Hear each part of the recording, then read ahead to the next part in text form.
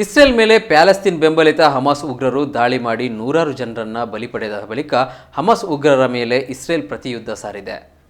Israel ಭದ್ರತಾ ಪಡೆಗಳು ಮತ್ತು ಹಮಾಸ್ ಉಗ್ರರ ನಡುವೆ ಭಾರೀ ಕಾಳಗ ನಡೆಯುತ್ತಿದ್ದು, ಈ ಮಧ್ಯೆ ಇಸ್ರೇಲ್ನಲ್ಲಿ ಸಿಲುಕಿರುವ ಸಾವಿರಾರು ಭಾರತೀಯರ ಪರಿಸ್ಥಿತಿ ಅತಂತ್ರವಾಗಿದೆ.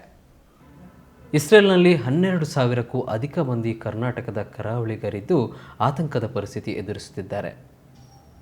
ಕೇರಳದ ಗಡಿನಾಡು ಮಂಜೇಶ್ವರದಿಂದ ತೊಡಗಿ ಗೋವಾ ಗಡಿ ಕಾರವಾರದವರೆಗಿನ ಮಂದಿ ಇಸ್ರೇಲ್ನಲ್ಲಿ ಕೇರ್ಟೇಕರ್ಸ್ಗಳಾಗಿ ಕೆಲಸ ಮಾಡುತ್ತಿದ್ದಾರೆ. ಸದ್ಯಕ್ಕೆ ಯುದ್ಧಭೂಮಿ ಜೆರುಸಲೇಂನ ಅಕ್ಕಪಕ್ಕ ಸುರಕ್ಷಿತವಾಗಿದ್ದರೂ ಭಯದಲ್ಲೇ ದಿನದೊಡುತ್ತಿದ್ದಾರೆ. ಕರಾವಳಿ ಮಂದಿಯಲ್ಲಿ 50% ಮಹಿಳೆಯರೇ ಇದ್ದಾರೆ. ಅದರಲ್ಲೂ ಹೆಚ್ಚಿನವರು ಕ್ರಿಶ್ಚಿಯನ್ ಇದ್ದರೆ, ಸಣ್ಣ ಪ್ರಮಾಣದಲ್ಲಿ ಹಿಂದೂಗಳಿದ್ದಾರೆ. ಕನ್ನಡಿಗರು ಇಸ್ರೇಲ್ನಲ್ಲಿ ಯುದ್ಧ ಪೀಡಿತ ಪ್ರದೇಶದ ಸನಿಹ ಅಪಾಯವನ್ನು ಲೆಕ್ಕಿಸದೆ ಕೆಲಸ ಮಾಡುತ್ತಿದ್ದಾರೆ. ಇಸ್ರೇಲ್ನ ಜೆರುಸಲೇಂ, ಅವೀವ್, ಅರ್ಜಿಲಿಯಂ ಹಾಗೂ ಹೈಫಾ ಈ 4 ಪ್ರಮುಖ ಪ್ರದೇಶಗಳಲ್ಲಿ ಕರಾವಳಿ ಕನ್ನಡಿಗರು ಹೆಚ್ಚಿನ ಸಂಖ್ಯೆಯಲ್ಲಿದ್ದಾರೆ. ಸದ್ಯ ಕರಾವಳಿ ಕನ್ನಡಿಗರು ಇರುವ ಪ್ರದೇಶಗಳಲ್ಲಿ ಯಾವುದೇ ರೀತಿಯ ದಾಳಿ ನಡೆಯದಿದ್ದರೂ ಅಪಾಯದ ಭೀತಿಯಲ್ಲೇ ದಿನ ಕಳೆಯುವಂತಾಗಿದೆ. ಕ್ಷಣ ಕ್ಷಣದ ಪರಿಸ್ಥಿತಿ ಬಿಗಡಾಯಿಸುತ್ತಿದ್ದು, ಯಾವಾಗ ಏನಾಗುತ್ತೋ ಅಂತ ಆತಂಕದಲ್ಲಿ ಕರಾವಳಿಯ ಜನ ಇದ್ದಾರೆ.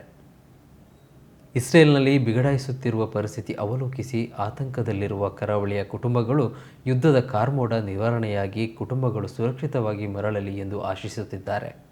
ಕಳೆದ 16 ವರ್ಷಗಳಿಂದ ಇಸ್ರೇಲ್ನ ಟೆಲ್ ಅವೀವ್ನಲ್ಲಿ ನೆಲೆಸಿರುವ ಪ್ರವೀಣ್ ಪಿಂಟೋ ಕುಟುಂಬ ಮಂಗಳೂರಿನಲ್ಲಿದೆ. ದೂರವಾಣಿ ಮೂಲಕ ಪ್ರವೀಣ್ ಅವರ ಸುರಕ್ಷತೆಯನ್ನು ಕುಟುಂಬ ಖಾತರಿಪಡಿಸಿಕೊಳ್ಳುತ್ತಿದೆ. ಪ್ರಸ್ತುತ ಬಂಕರ್ನಲ್ಲಿ ಸುರಕ್ಷಿತವಾಗಿರುವ ಪ್ರವೀಣ್ ಪಿಂಟೋ ಮತ್ತು ಇತರರಿಗೆ ಮನೆಯಿಂದ ಹೊರಬರದಂತೆ ಭಾರತೀಯ ರಾಯಭಾರ ಕಚೇರಿ ಸೂಚನೆ ನೀಡಿದೆ ಎನ್ನಲಾಗಿದೆ. ಇಸ್ರೇಲ್ನಲ್ಲಿ ಕರಾವಳಿ ಕನ್ನಡಿಗರು ಮಾಡುವ ಕೆಲಸ ಎಂದರೆ ಇಲ್ಲಿನ ಹೋಮ್ ನರ್ಸ್ ಮಾದರಿಯ ಕೇರ್ ಗಿವರ್ಸ್. ಅಲ್ಲಿನ ಅಂಗವಿಕಲರು, ವೃದ್ಧರನ್ನು ನೋಡಿಕೊಳ್ಳುವುದೇ ಪ್ರಥಮ ಆದ್ಯತೆಯಾಗಿದೆ. ಇಸ್ರೇಲ್ಗೆ ಯುದ್ಧ ಹೊಸತೇನಲ್ಲವಾದರೂ ನಾಗರಿಕರನ್ನು ನಿರ್ದಯವಾಗಿ ಕೊಲ್ಲುವ ಮತ್ತು ಅಪಹರಣ ಮಾಡುವಂತಹ ಪರಿಸ್ಥಿತಿ ಇದೇ ಮೊದಲ ಬಾರಿಗೆ ನಡೆದಿದೆ. ಆದ್ದರಿಂದ ಯುದ್ಧದ ಕಾರ್ಮೋಡ ಸರಿದು ಮತ್ತೆ ಶಾಂತಿ ನೆಲೆಸಲಿ ಎಂದು ಎಲ್ಲರ ಆಶಯವಾಗಿದೆ.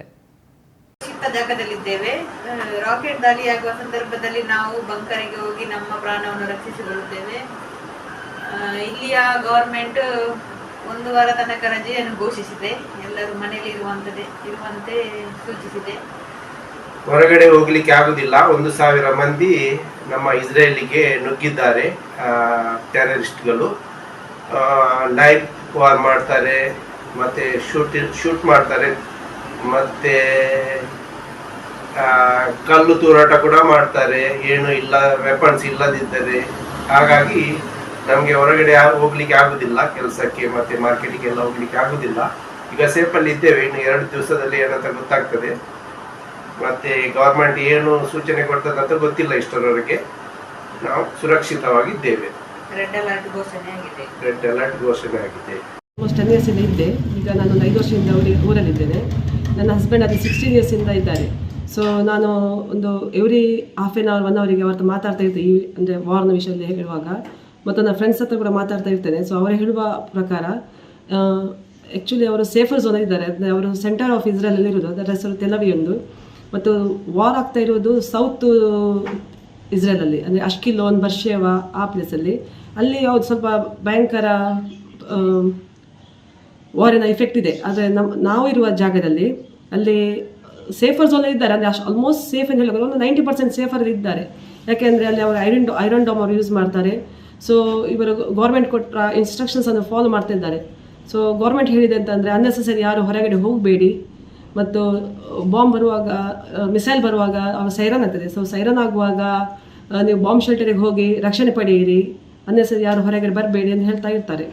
ಸೊ ಎವ್ರಿ ಟೈಮಲ್ಲಿ ಮಿಸೈಲ್ ದಾಳಿ ಆಗುವಾಗ ಬಾಂಬ್ ಶೆಲ್ಟರಿಗೆ ಹೋಗ್ತಾರೆ. ಸೊ ಅವರು ಆಶ್ರಯ ಪಡೀತಾ ಇರ್ತಾರೆ. ಮತ್ತು ಇದನ್ನು ಅವರು